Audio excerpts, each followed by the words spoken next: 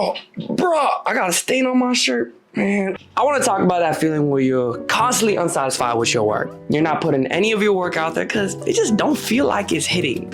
You don't feel like your creativity is there. Like you have a vision, you just can't meet that vision.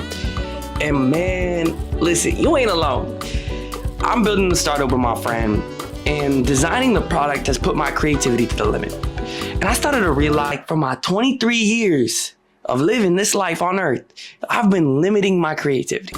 And I think it's because of two things that are stopping me from being this creative genius I sought out to be. And it's one, not knowing that I was in the gap, which I currently am right now.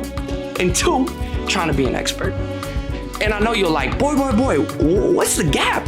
And man, I didn't realize what the gap was, but is that most everybody I know who does interesting creative work, they went through a phase of years where they had really good taste, they could tell what they were making wasn't as good as they wanted it to be. They knew it felt short. So whatever you do, you think your work sucks because it doesn't meet that high taste that you have achieved.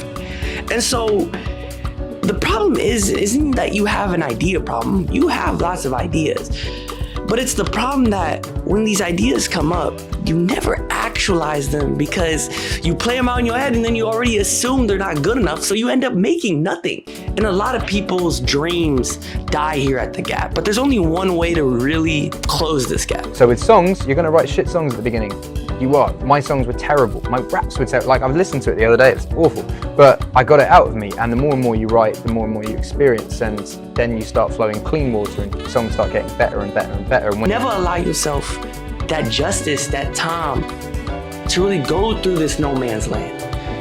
And the gap isn't the only thing limiting your creativity. It's the fact that you're trying to act like an expert. And I know, you're probably like, man, I'm a sponge. What you talking about? I'm acting like an expert. But if I told you the thing that you're most passionate about, you're a beginner at, and that hurts you, you implicitly think you're an expert. Beginners have this excitement that experts don't, right? They're excited by every little thing.